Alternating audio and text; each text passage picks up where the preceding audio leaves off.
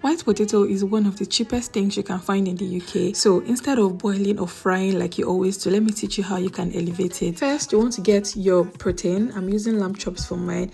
Then you want to season the life out of that protein. I'm using all the spices in my kitchen, from garlic powder to barbecue seasoning to salt, mixed spices, seasoning cubes, everything. Then you now want to add your vegetable oil to bind all that seasoning to your protein. Then you want to let it sit for like an hour or two. This is to let your protein get to know all the spices that you have put. The next thing you want to do is to fry your protein in some butter. You can also air fry it, whichever one you choose is fine.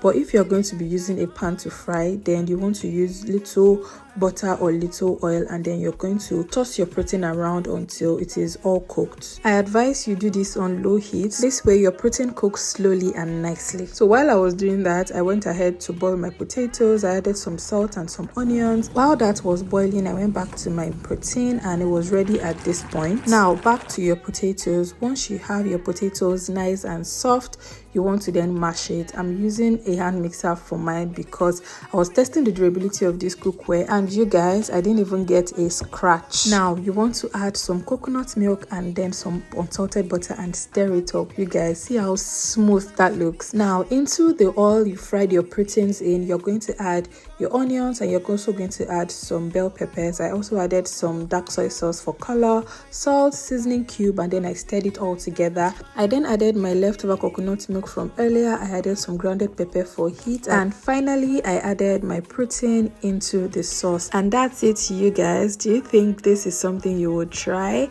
Let me know in the comments. Thank you for watching. Bye.